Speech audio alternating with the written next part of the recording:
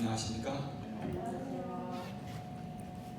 오늘 이 좋은 안식일에 여러분들과 함께 나눌 하나님의 말씀의 제목은 주님의 첫 번째 기적입니다. 여러분들 이 제목을 들으니까 제가 오늘 무슨 말씀을 드릴지 마음에 생각이 떠오르시죠? 성경에 보면 많은 이적과 기사, 그다음 표적이라는 얘기가 나옵니다.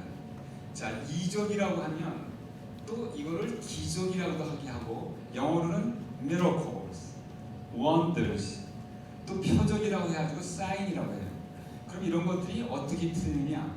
이적과 기적이 뭔지는 다 아시죠? 이적과 기적은 설명을 안 드려서 아시는데, 표적은 뭐냐면 그 이적과 기적 가운데 어떠한 특별한 의미를 부여하고 어떠한 상징성이 있는 것을 특별히 표적이라고 얘기합니다. 근데 따지고 보면 성경은 바로 이적과 표적의 책이에요. 왜 그러냐 하면 성경은 무슨 얘기를 하는 거냐면 바로 하나님과 사람과의 관계를 얘기하는 거예요. 그런데 우리가 대하는 대상이 누구냐면 하나님이신데, 하나님은 우리의 인간의 한계를 뛰어넘는 분이시기 때문에 그분이 우리의 어떤 때는 우리의 한계 내에서 이야기하시고 모든 일을 행하시지만 어떤 때는 그걸 뛰어넘을 때가 있는데, 그때를 가지고 우리는 이적과 표적이라고 얘기를 하죠. 그런데 여러분들 아시는 것처럼 예수님이 이 땅에서 3년 반 동안 사역을 하셨는데, 예수님이 사역하시는 동안에도 많은 이적과 표적을 행하셨어요. 자, 예수님이 이러한 많은 이적과 표적을 행하신 이유가 뭘까요? 여러 가지 이유가 있겠어요. 그렇죠? 첫 번째, 이 사람들로 하여금 예수님을 믿게 하기 위해서 이런 표적을 행하셨습니다.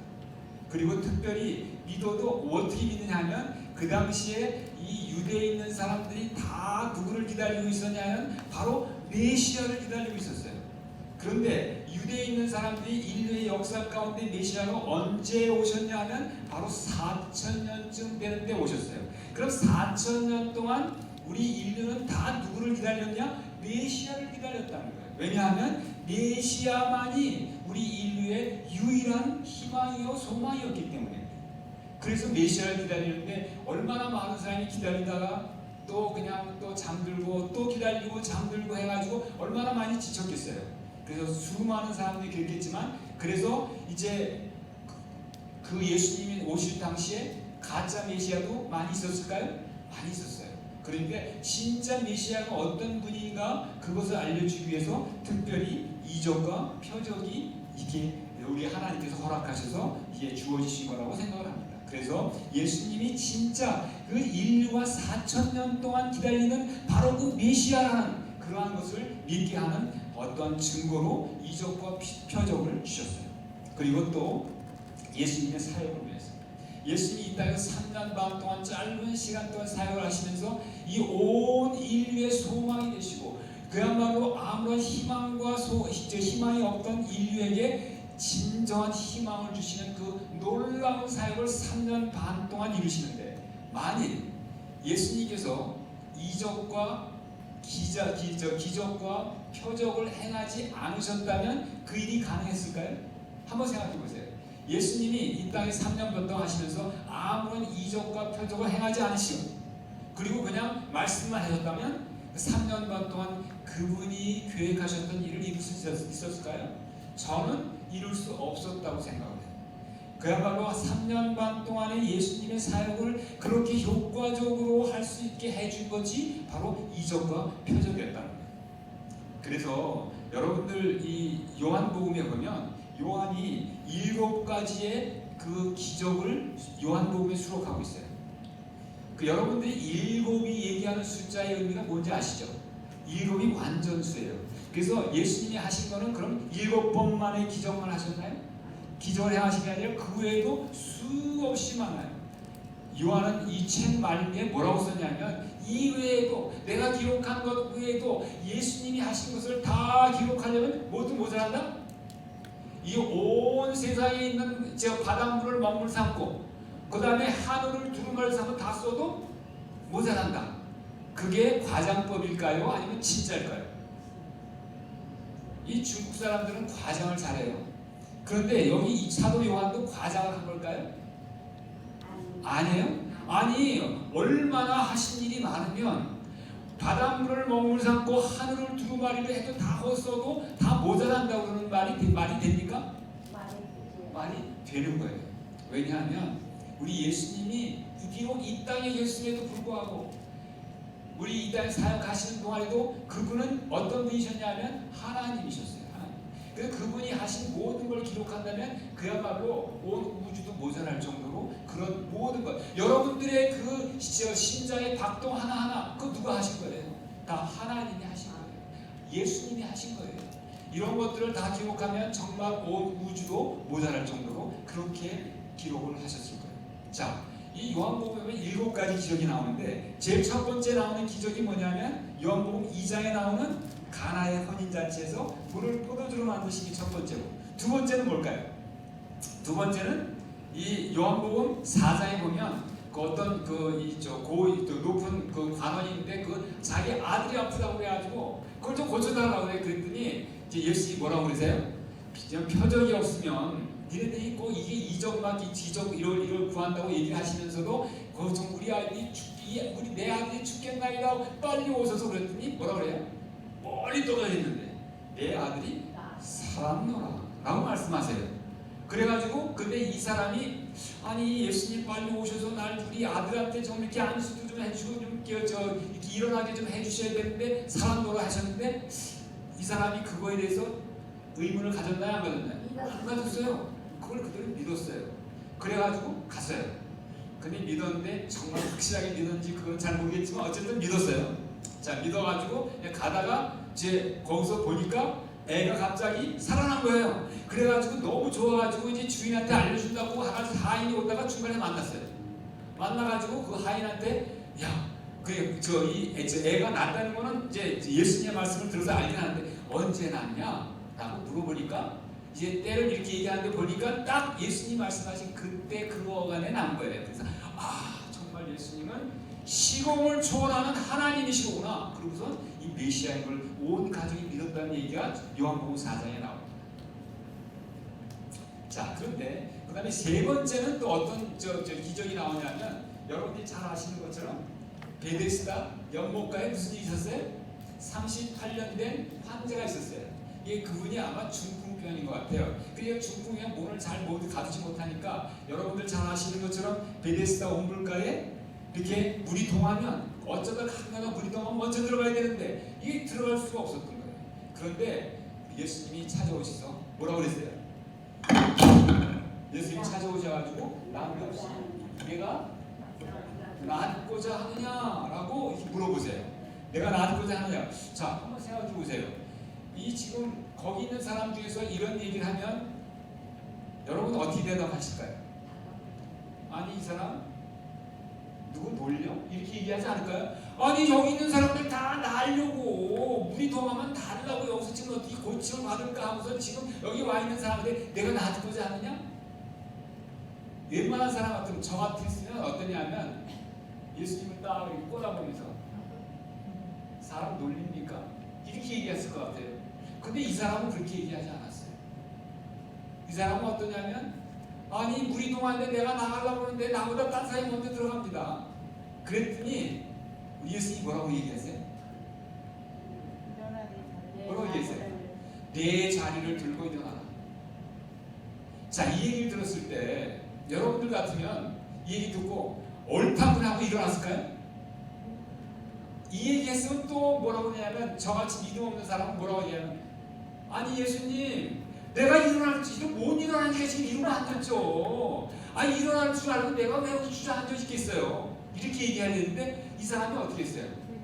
이 사람은 그 예수님의 말, 이 사람이 그 말씀하신 분이 예수님이라는 거 알았나요? 몰랐나요? 몰랐어요. 몰랐는데도 불구하고 이 사람이 예수님의 말씀을 듣고 바다에 힘을 딱 주니까 힘이 들어가는 거예요. 힘이. 그래가지고 뻘떡 일어났어요. 그래가지고 그냥 자리를 두고 일어나 걸어간 거예요. 이 걸어갔을 때 이분이 얼마나 마음이 그야말로 황홀했을까요? 그야말로 전혀 38년 동안 걷지 못하는 사람이 그야말로 자리를 두고 걸어간다는 사실이 이게 얼마나 아마 너무 황홀해가지고 이 참 자기를 고쳐준 예수님한테 고맙다는 얘기조차 할 생각을 못했을 것 같아요. 못한 것 같아요. 그게 나중에 만나요. 자, 이런 기적의 역사가 여기 세 번째 기록이고, 그 다음에 네 번째는 어떤 적이었나요? 네 번째는 바로 여러분들이 잘 아시는 것처럼 요한복음 6장에 보면 무슨 얘기가 나와요? 요한복음 6장에 나와 있는 여러분이 너무 잘 성경에 네 복음서에 다 기록되어 있는 기적이 있어요. 어떤 기적이에요? 네 복음서에 한꺼번에 다 기록되어 있는 기적이 딱 하나 있어요. 그게 뭐냐면 오병이어예요. 오병이어의 기적을 통해서 그야말로 그냥 하나님 예수님의 손에 들어가니까 우리의 필요한 모든 것들이 그냥 자동적으로 그냥 멀티플라이, 이게 아주 그냥 스스로 이렇게 그냥 늘어나는 것을 거기서 해가지고 여러분들 아시는 것처럼 떡 5개 하고 고기 2마리 가지고 몇 명을 모였어요? 5,000명, 남자만 5,000명이니까 여자하고 아이들 합치면 몇 명이에요? 15,000명에서 2만 명을 먹인 거예요. 자, 이걸 보니까 사람들이 어땠을까요? 야, 그 당시에 유대인들이 그야말로 보통 평민은 먹고 사는 게 힘들었어요. 하루에 3끼를 못 먹었어요. 그 당시에 하루에 겨우 한 끼 먹으면, 한 끼나 2끼 먹으면 되는 거예요. 그 정도지. 다들 이게 아주 가난했어요. 그런데 딱 예수님을 보니까 물고기 5마리하고, 아니 물고기 2마리하고 떡 5개 가지고 2,000명을 먹이시는 예수님을 보니까, 야, 이제 우리 먹는 문제, 배고픈 문제 완전히 끝났구나. 어떻게 하면 이분을 왕으로 모시기만 하면, 이런 생각이 들었을까요? 안 들었을까요? 들어가지고 이제 그러니까 예수님이 그걸 딱 저기 하시고, 그 다음에 제자들을 얼른 무리로 틀어가지고 제자들을 멀리 보내시잖아요. 보내시고 난 다음에 6번째 기적은 어떤 기적이냐? 6번째 기적은 뭐냐면 제자들이 불평하면서, 아니 예수님이 이때 왕정 되시면 틀림없이 왕이 되실 텐데 하면서 불평하면서 노를 짓고 하는데 보니까 가다가 뭐가 나세요? 풍랑이 일어가지고 배가 저기 되는 거예요. 그런데 거기에 한참 그래가지고 사경이 뭐냐면 밤 요즘 시간으로 한 3, 4시쯤에서, 그런데 거기가 새까맣잖아요. 새까만데 거기서 지금 폭폭 풍랑이 일어가지고 배는 뒤집으려고 그러고 죽게 생겼는데, 저기 보니까 누가 물 위에서 걸어오시는 거예요. 그러니까 처음에 뭐라고 그랬어요? 이종이다, 귀신이다. 그래가지고 두려워했는데 거기서 목소리가 들리는 거예요. 얘들아, 내다, 두려워하지 말아라. 이렇게 얘기하시니까 들어보니까 무슨 소리예요? 늘 우리 항상 마음 가운데 우리한테, 그들한테, 제자들한테 희망과 소망을 줬고 위로를 주셨던 예수님의 아주 부드러운 음성이니까 예수님이다. 그래가지고 어떻게 되세요? 그래가지고 베드로가 아이고 예수님 저도 한번 거기 걷게 해주세요 그랬더니 예수님이 뭐라 했어요? 오라. 그러니까 베드로가 또 믿음을 가지고 한번 생각해 보세요. 자, 뭐라고 그러는데 물을 딱 쳐다봤으면 이 발을 디딜 수 있는 그런 믿음이 생길까요? 근데 베드로의 믿음이 굉장했어요. 그렇죠? 그래가지고 그 예수님을 딱 바라보고선 딱 디디니까 걸으시는 거예요. 왜 무리를 걷는 거예요? 야, 내가 무리를 걷네. 이제 그러고 있다가 이제 무리를 걷고 보는데 이제 딱 나머지 제자들은 그 배에 있는데 딱 내가 이제 무리에 걷는 거야 하고서 아마 이랬겠죠. 제가 생각할 때는 제자들을 예수님한테 시선을 돌려서 예수님을 바라보고 걷고 있다가 예수님이 시선을 돌려가지고 제자들한테 쓱 나한테 무리에 걷고 있잖아 그래서 고개를 들렸는데 마침 뭐가 있냐면 큰 파도가 덮쳐가지고 예수님이 딱 안 보이네. 그래서 보니까 갑자기 무슨 마음에 뭐가 들어왔어요? 마음에 의심이 들어오고 그 다음에 두려움이 딱 생기고 나니까 이거 빠지는 거예요. 그러니까 아이고 예수님 살려주세요. 그냥 그 살려주라니 예수님이 싹 걸어오셔서 들어올리셨잖아요. 우리가 이렇게 이런 놀라운 기적이 있었어요. 이 기적에서 할 얘기가 많습니다만 여기서만 그치고, 그 다음에 마지막으로 7번째 기적은 어떤 기적이 있었어요? 7번째, 여러분들 너무나 잘 아는 요한복음에 기록되어 있는 죽은 나사로를 살리는 요한복음 12장에 그 기사가 나오지 않습니까? 그래서 완전히 죽어가지고 나흘이나 지나서, 왜 나흘을 기다리셨냐면 그 당시 유대인들은 사람이 죽으면 나흘이 지나야 완전히 죽었다. 나흘 전에는 혹시 작았다 잠시 죽는 척 했다가 죽은 것 같아 다시 깨어날 수도 있는데 나흘 지나면 이제 끝이다. 이런 생각을 가지고 있었어요. 그러니까 완전히 죽은 사람이라는 것을 보여주기 위해서 하나님은, 예수님은 나흘을 기다리신 거예요. 나흘을 기다리시고 나흘 지난 다음에 딱 오셔가지고 이 죽은 나사로를 살리셨잖아요. 그랬더니 죽은 나사로를 살리겠다고 저 갔더니 아이고 예수님 좀 일찍 오시지 지금 이제 와가지고 아이 냄새나 냄새 이렇게 얘기했잖아요. 누가 얘기했어요? 그거를? 마리아가 얘기했어요? 마르다가 얘기했어요? 마리아가 얘기했어요? 마리아가 얘기했어요? 마르다가 얘기했죠? 그랬더니 거기서 예수님이 유명한 말씀하십니다. 예수님이 나를 믿는 자는 죽어도 살겠고 살아서 나를 믿는 자는 영원히 죽지 아니하리라. 아멘. 여러분들 믿으십니까? 아멘. 여러분들 정말 그 말씀 믿기를 정말 소망합니다. 정말 예수님 믿는 사람은 죽어도 다시 살겠고 살아서 예수님 믿는 사람들은 영원히 죽지 아니할 거예요. 자, 이 예수님의 놀라운 약속의 말씀이 지금 우리 눈앞에 이루어질 수 있는 시대에 여러분들과 저는 살고 있다는 사실을 꼭 기억하게 되시기 바랍니다. 그래서 우리는 우리 교과 시간에 고난에 대해서 공부했어요. 왜냐하면 고난을 지나야 이 야곱의 환난을 통과해야 우리가 그 영광스러운 자리에 설 수 있기 때문입니다. 제가 여기 이 얘기를 너무 많이 했네요. 자, 그래서 그런데 오늘은 자, 이 7가지 기적 중에서 7가지를 다 얘기할 시간이 없으니 지금 첫 번째만 얘기해요. 첫 번째 가나의 혼인잔치 그 얘기를 하는데, 자 우리가 한번 이거를 한번 좀 이렇게 본문을 좀 읽어보려고 합니다. 이 아까 말씀드린 가나의 혼인잔치 얘기는 요한복음 2장에 나오는 거예요. 자, 어느 분 요한복음 2장 1절로부터 5절, 또 다른 분은 6절로부터 8절, 그다음에 또 다른 분은 9절로부터 11절을 좀 읽어주시기 바랍니다. 요한복음 2장 1절로부터 5절도 한번 읽어주시죠.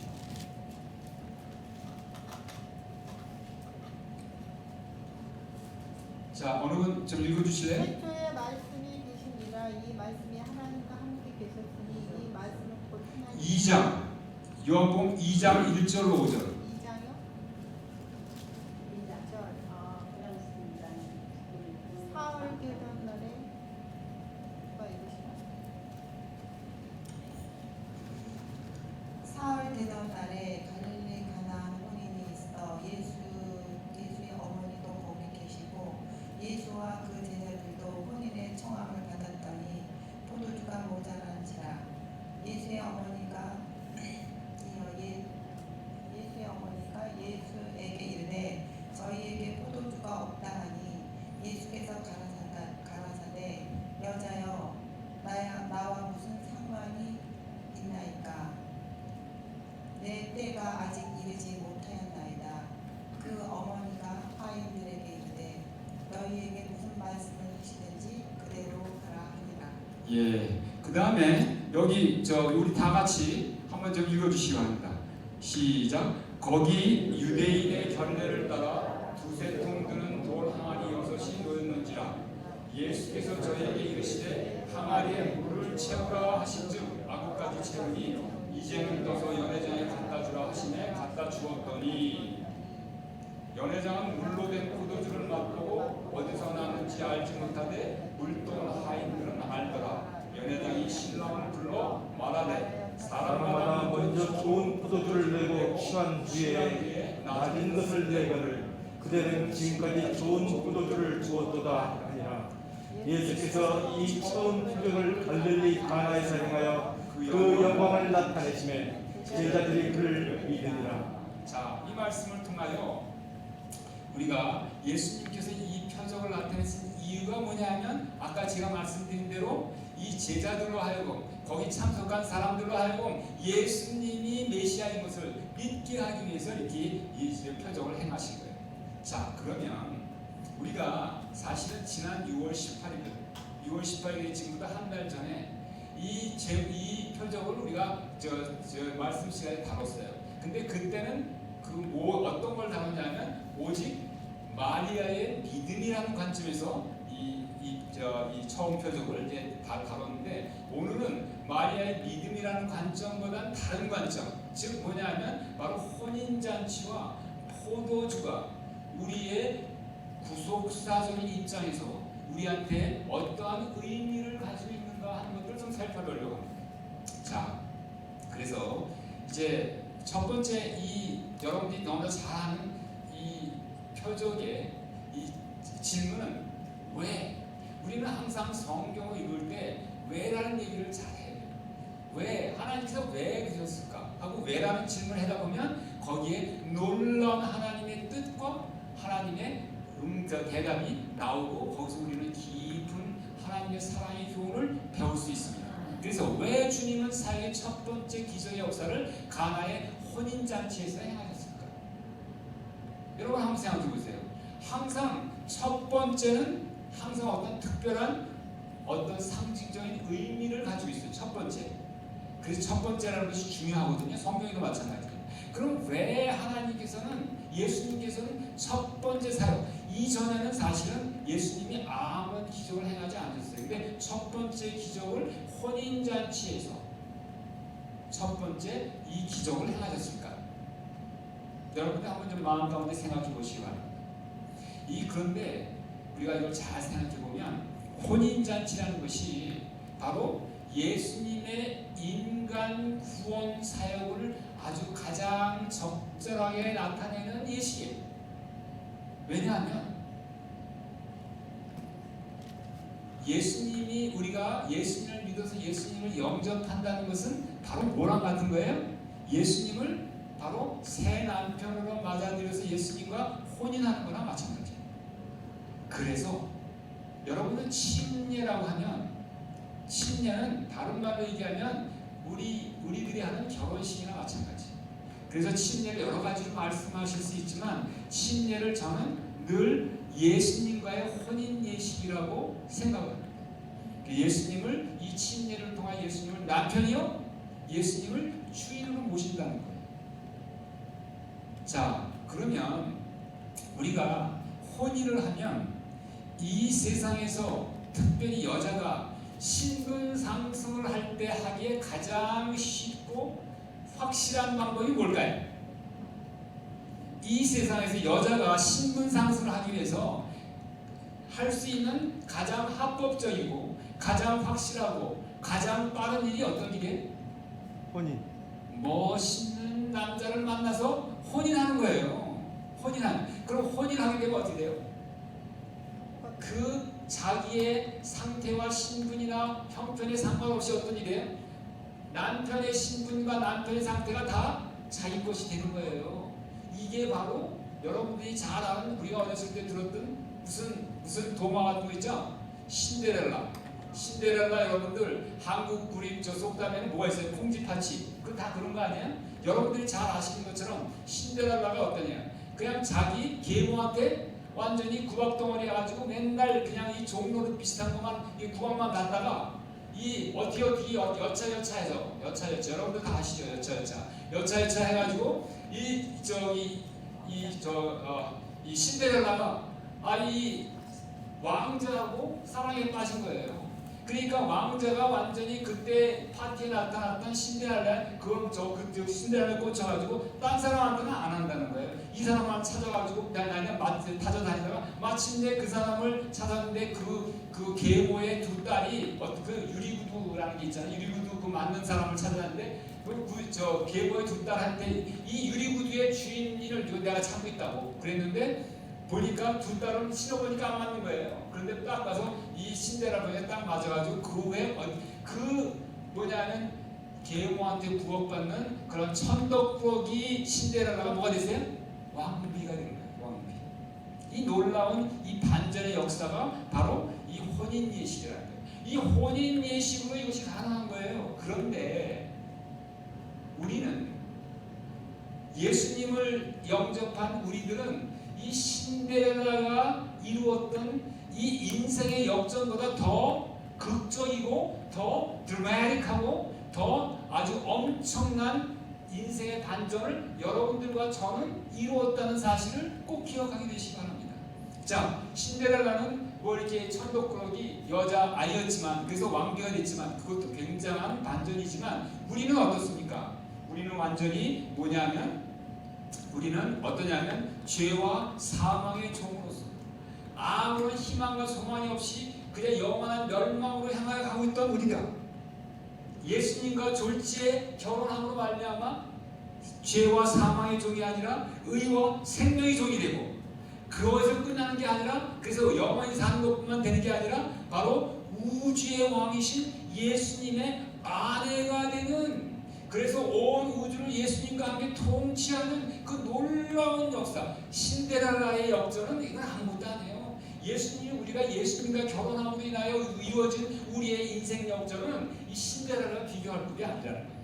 자, 이렇게 놀라운 혼인 예식을 통하여 우리에게 인생 역전을 이루어 주신 하나님께 우리 예수님께 감사합니다. 어떻게 할까요? 감사 찬양을 드려야 되겠죠? 자, 우리 모두 그렇게 하시는 여러분들과 제가 되시기 바랍니다. 자, 그 다음에 그러면 이제 혼인 예식은 이렇게 살펴봤는데 그러면 왜 하나님은 특별히 이 혼인 예식에서 이 물을 포도주로 바꾸셨을까요? 왜 물을 포도주로 바꾸셨을까요? 왜 거기서 그런 이적을 행하셨을까요? 뭐 그때 물이 포도주가 떨어져가지고 필요하니까 하셨기도 하겠지만 거기는 그런 것뿐만 아니라 더 깊은 의미가 있다는 거예요. 자, 이 포도주는 뭡니까? 포도주는 뭐를 상징하는 거예요? 때가 되면은 예수 그리스도 포도주는 바로 예수님의 십자가의 보혈을 상징하는 거예요. 자, 예수님께서 우리에게 이런 놀라운 인생 역전을 혼인을 예식을 통하여 주실 수 있었던 건 뭐냐면 그냥 된 게 아니라 그냥 함께 이렇게 된 게 아니라 뭐냐면 예수님이 그를 위하여 놀라운 값을 치렀다는 거예요. 어떤 값이요? 자기의 생명을 바치는 자기의 이 피는 생명이에요. 자기의 생명을 바쳐서 그 일을 하셨다는 거예요. 아까 나왔던 신데렐라에서 그 왕은 그걸 위해서 자기가 바친 게 하나도 없었어요. 그러나 우리의 신랑 되신 예수님은 우리를 그야말로 인생 역전을 시키기 위해서 뭘 하셨냐면 자기의 생명을 버리신 거예요. 그러니까 얼마나 예수님의 예수님의 우리와 결혼하신 것이 얼마나 더 큰 은혜와 더 큰 감사의 조건이 되겠습니까? 자, 여기 보면 예수님이 이렇게 말씀하세요. 이제 마태복음 26장 28절에 보면 이것은 죄 사함을 얻게 하려고 많은 사람을 위하여 흘리는 나의 피, 곧 언약의 피니라. 이렇게 말씀하십니다. 바로 이 포도주가 뭐냐면 예수님이 물을 포도주로 만든 것은 뭐냐면 이 포도주가 바로 이 예수님의 언약의 피를 상징하기 때문에 이 물을 포도주로 만드십니다. 그래서 그리고 또 그 다음에 이 물이 그냥 되는 게 아니라 물은 바로 예수님의 피를 상징하는 것 상징하는데 이 모든 우리의 몸은 뭐로 깨끗게 하냐면 바로 물로 비누로 깨끗게 하지만 우리의 영혼은 뭐로 깨끗게 할 수 있어요? 바로 예수님의 보혈의 피로 깨끗게 할 수 있는 거예요. 그거 외에는 우리를 깨끗하게 할 수 있는 우리의 영혼을 깨끗하게 할 수 있는 건 아무것도 없어요. 우리의 영혼을 더럽히는 것이 뭐예요? 영혼을 더럽히는 것은 바로 우리의 죄예요. 우리의 죄를 쓸 수 있는 것은 바로 예수님의 보혈의 공로 외에는 아무것도 없다는 거예요. 그래서 예수님께서는 물을 우리 육신만 씻을 수 있는 물을 뭐로 바꿔주시나요? 우리의 영혼까지 씻을 수 있는 포도주로 바꿔주신 거라. 그래서 여기 보면 이거 히브리 9장 22절에 보면 율법을 쫓아 모든 물건 그러니까 이 세상의 모든 것이 다 피로써 정결케 되는 이렇게 말씀하십니다. 그래서 이런 걸 통해서 예수님은 혼인 예식을 통하여 그리고 혼인 예식에서 물을 포도주로 바꿔주심으로 말미암아 정말 예수님께서 십자가의 사역을 통하여 온 인류를 구원하신 것을 예표하고 계십니다.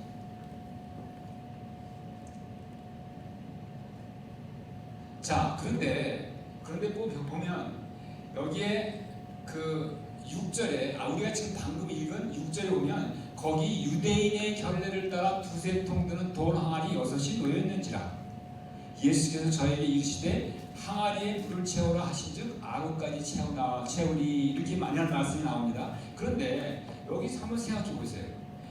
왜 예수님께서 결례 항아리에 물을 채우라고 하셨을까요? 아니 지금 뭐가 떨어졌어요?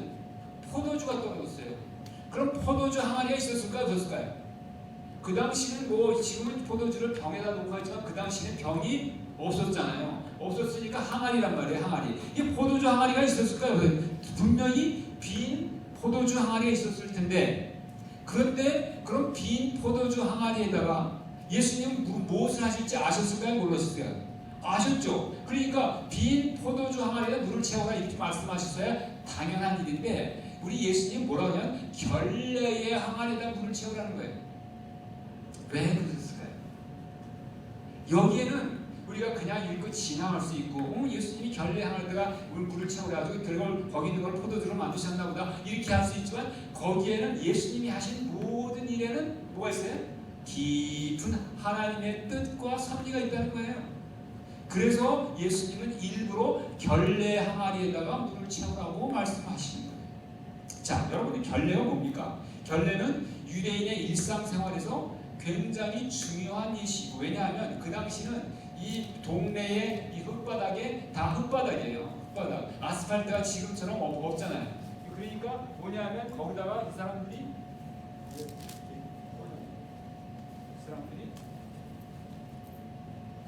배터리가 다 된다. 그런데 그래서 이 사람들이 또 뭘 신고 다냐면 이 샌들을 신고 다녀. 샌들, 가죽으로 해서 샌들. 그래 샌들이니까 그 구멍 숭숭 나오고 그다음에 저 흙바닥을 한참 돌아다니 보면 어때요? 발은 흙먼지가 새까맣게 붙는 거예요. 그러니까 집안에 들어올 때마다 발을 닦아주는데, 그걸 누가 하는 거냐면 그게 하인이 하는 일이에요. 그래서 누구든지 밖에 갔다 돌아다니다가 올 때는 다 하인이 물을 떠가지고 발을 씻어주게 돼 있어요. 그래서 유대인의 집에는 다, 모든 집에는 다 결례하는 그런 항아리가 있었고, 항아리에서 물을 떠서 이게 하는 거고, 하인이 없을 때는 뭐 식구들이 했겠죠. 아니면 본인이 하거나 이렇게 했겠죠. 그런 거예요. 자, 그래서 그 다음에 이 결례라는 그 예식은, 아니 결례라는 그런 습성은 뭐냐면 성소에도 굉장히 연관이 돼 있어요. 왜냐하면 성소에 보면 정결케 한다, 뭐 이런 얘기가 많이 있잖아요. 성소 정결도 아주 관련이 있는 거예요. 자, 그래서 이 결례라는 것은 잔치에 참여하는, 잔치뿐만 집안에 들어오는 모든 사람의 손과 발을 씻는 수단이고, 그 다음에 그런데 이 결례는 어떤 거냐면 이 물로 씻으니까 사람들의 겉만 씻고, 아까 말씀드린 것처럼 정말 사람들이 영혼을 씻을 수 있는 건 아니에요. 여러분들이 아시는 것처럼 영혼을 씻는 것은 오직 보혈만, 예수님의 보혈만 그 영혼을 씻을 수 있죠. 그래서 우리가 뭐냐면 이런 걸 통해서 예수님이 결례에다 물을 담아서 이거를 포도주로 말미암아 포도주로 바꿈으로 말미암아 이제 이 겉모양만, 이 겉에만 닦는 예식이 아니라 이 영혼까지 정결케 해서 우리를 영원히 구원하고 우리를 하늘로 데려가시겠다는 하나님의 사역의 중요성을 나타내기 위해서 예수님이 일부러 결례, 이제 이게 니네들이 이거 하는 거, 저 성소 예식 이것도 예수님이 십자가에 돌아가시면 다 소용없게 되지 않습니까? 그거 다 그만되고 이제는 새로운 정말 예수님의 십자가의 보혈로 공로로 우리가 하늘을 바라보는 놀라운 신약의 역사를 시작하기 위해서 예수님은 여기서 물을 포도주로 만드셨다는 거예요. 자, 그래서 예수님의 지금 말씀드린 대로 이 바로 물로 포도주를 만드는데 바로 결례통에다 물을 담아가지고 그걸 만드신 그거는 이 예수님의 십자가로 폐지될 구약 성소의 모든 예식이 더 이상 소용이 없게 된다는 것을 미리 알려주기 위한 하나님의 깊은 뜻이 있었다는 거예요.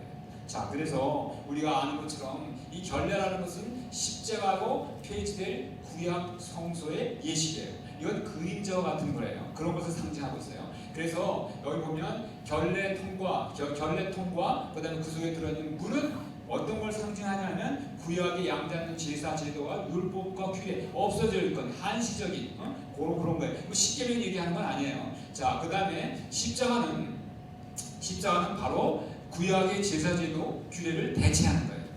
그래서 구약의 양의 희생이 됐다면 신약에서는 예수님이 자기의 피로 희생을 당하시고, 그 다음에 구약의 양의 피 대신 예수님의 십자가의 자신의 보혈로 이 일을 다 하시면서, 그래서 결례통에 물을 담아서 포도주로 변화시킨 거예요. 그래서 결례통이 무슨 통이 되어버렸어요? 바로 포도주 통이 된 거예요. 그래서 이제 새로운 시대가 오는 거예요. 그리고 그 다음에 그래서 예수님은 예수님은 단순한 기적을 베푸시는 그러한 것이 아니라 그 기적 속에 깊은 의미를 가지고 있는 그런 표적을 행하시는 분이라는 거예요. 그래서 예수님은 또한 기적의 시혜자, 이 미러클 메이커가 아니라 그것뿐 아니라 미러클 메이커뿐 아니라 우리 이걸 통하여 우리 모든 인류를 구원하시는 구세주로서 예수님이 나타나시기 위하여 나타나신다는 것을 이렇게 혼인 예식을 통하여 그 혼인 예식은 물을 포도주로 바뀜으로 말미암아 바꿔주심으로 말미암아 이런 모든 것들을 얘기하셨다는 거예요. 자, 그런데 사실 보면 예수님의 사역은 사실은 혼인잔치로 시작해가지고 혼인잔치로 끝나는 거예요. 혼인잔치로 완성되는 거예요. 자, 이게 어떻게 시작이 되냐면 여기 여러분들 아시는 것처럼 예수님 메시아 사역은 가나의 혼인잔치에 시작이 됐어요. 그런데 예수님의 구속의 사역은 어떤 혼인잔치에 끝나나요? 하늘에 있는 하늘에서 혼인잔치에서 완성이 되는 거예요. 자, 우리 여러분들 계시록 19장 17절 한번 누가 읽어보세요. 계시록 19장 7절 한번 좀 읽어주시기 바랍니다. 계시록 19장 7절입니다.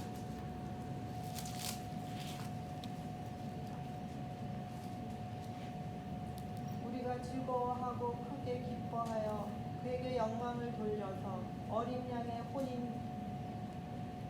혼인 기약이 이르렀고 그 아내가 예비하였으니. 예, 감사합니다. 우리가 즐거워하고 크게 기뻐하며 그에게 영광을 돌리세. 어린 양의 혼인 기약이 이르렀고 그 아내가 예비하였으니. 이게 언제 얘기하는 거예요? 이게 언제 얘기해요? 예수님이 재림하시고 우리를 모두 우리 신분의 우리 모두를 다 데리고 올라가셔가지고 그 다음에 하늘의 혼인잔치에서 있을 광경을 미리 요한이 이 계시의 눈으로 바라보고 적어놓은 거예요. 그래서 지금 뭐냐면 우리 이 땅에서 혼인 예식으로 예수님의 사역을 시작한 그 예수님은 이제 하늘에서 혼인 예식으로 그 사역을 마치실 거예요. 그래서 결국 예수님의 사역은 혼인 예식으로 혼인잔치에 시작해가지고 혼인잔치로 마치시는 사역이라는 거예요. 자, 그런데 이 혼인잔치에서 꼭 필요한 게 뭐예요? 혼인잔치에? 네? 누구? 혼인잔치에 신부가 있어요. 신부 물론 있어요. 신부 신랑 있었는데 우리가 먹는 것 중에서 뭐가 꼭 있어야 돼요? 술이 포도주가 있어요. 포도주가 혼인잔치에 꼭 필요한 거예요. 그래서 지금의 유대인들의 혼인잔치에도 꼭 포도주가 들어갑니다. 유대인의 혼인잔치에. 뭐 한국 사람들 혼인잔치에 포도주가 안 들어갈 수 있지만 유대인들한테 꼭 들어가야 돼요. 그런데 하늘 혼인잔치에 포도주가 있을까요? 없을까요? 그거를 잡힌다고 했어요. 포도주가 있을까요? 없을까요? 그때 아마 말씀하셨는데. 자, 그러면 마태복음 26장 29절 한번 누가 찾아보시면 마태복음 26장 29절 예수님이 직접 하신 말씀입니다. 하늘에는 없어요. 하늘에는 없어요? 자, 그럼 이 성경 말씀을 한번 보세요. 아시지 아니하리라. 예수님이 말씀하셨어요. 자, 아직 못 찾으셨어요? 그러나 너희에게 이르노니 내가 포도나무에 난 것은 이제부터 너희 아버지의 나라에서 새 것으로 너희가 함께 마시는 날까지 마시지 아니하니라. 예, 여기 보니까 마태복음 26장 29절에 내가 포도나무에서 난 것을 이제부터 내 아버지의 나라에서 새 것으로 너희와 함께 마시는 날까지 마시지 아니하리라. 이 얘기 무슨 얘기예요? 하나님에서 그 혼인잔치에서 너희와 함께 새 포도주를 마시겠다는 얘기예요. 왜냐하면 이 이스라엘의 모든 이 관례와 그 다음에 어떤 이런 습관은 다 뭐가 연결되어 있어요? 다 우리의 예수님의 구속 사역과 다 연결되어 있어요. 그래서 이 유대인들의 결혼 예식에 반드시 포도주가 필요한 이유는 이것이 그러한 의미를 가지고 있기 때문에 그런 거예요. 그래서 여기에 나타난 것처럼 마태복음 26장 29절을 보면 예수님이 하늘에서 새 포도주를 너희와 함께 마실 때까지 내가 안 마신다. 그러니까 지금은 안 마시고 계세요. 예수님이 일부러 안 마시고 계시고 이제 여러분들과 함께 그 하늘 혼인잔치에서 포도주를 마실 때를 예수님이 기다리고 계시는 거예요. 그런데 예수님이 속히 오시기 원하시는데 지금 지체하고 계신 이유가 뭘까요? 바로 저와 여러분들이 이 아내로서 준비가 좀 덜 돼가지고 아직도 기다리고 계시지 않을까요? 예수님은 정말 이 하늘 혼인잔치 빨리 시작해서 여러분들과 함께 저와 함께 이 한해 포도주를 드시기를 정말 간절히 소망하지 않으실까요? 여러분들 그 예수님의 간절한 소망에 부응하는 여러분과 제가 되시길 바랍니다. 이제 말씀을 드립니다. 자, 신례로 지상 혼인잔치에 참여한 그리스도인들은 지금 이 지상 혼인잔치에만 머물러 있지 아니하고 하늘 혼인잔치에도 청함을 받았어요. 여러분들은 다 지금 예수님이 직접 하늘 혼인잔치에 오라고 청함을 받았습니다. 자, 근데 특별히 그 중에서 아내로 부르심을 받은 사람도 있고, 그 다음에 하객으로 부름을 받은 사람도 있겠죠. 어쨌든 우리가 아내로 부름을 받으면 더 좋겠죠. 여러분들은 다 저의 간절한 소망은 이 아내로 부르심을 받은 아내로의 부르심에 응하시는 여러분들 되시길 정말 간절히 바랍니다. 아내보다 결혼 예식에서 가장 꽃은 누구예요? 신부죠. 신부. 들러리 쓰는 그 들러리가 아니라 신부. 여러분들은 다 지금 현재 뭐냐면 신부가 될 수 있는 그러한 놀라운 기회가 여러분들 앞에 있다는 사실을 꼭 기억하시면서 정말 이 하나님의 예수님의 신부되는 이 귀한 특권에 합당한 그런 여러분들이 되시기를 간절히 바랍니다. 자, 여기 계시록 19장에 보면 이런 말씀이에요. 어린 양의 혼인잔치에 청함을 입은 자들이 복이 있도다. 이 계시록 19장 9절입니다. 그래서 우리 모두는 이 영광스러운 혼인잔치에 반드시 참여하는 주님의 신부 내지는 하객이 됩시다. 그래서 우리가 이 영광스러운 혼인잔치에 우리를 신부로 초청해 주신 주님께 어떻게 될까요? 이 영광스러운 이 혼인잔치에 신부 내지는 하객으로 초청해 주신, 청하해 주신 예수님께 정말 뜨겁게 감사해야 되지 않습니까? 그런데 우리가 이렇게 하나님께 이 놀라운 은혜를 베풀어 주신 하나님께 이렇게 감사하고 살다 보면 우리의 이 세상 삶도 너무나 행복한 삶을 살 수가 있습니다. 자, 우리의 짧은 동영상을 하나 보시겠습니다.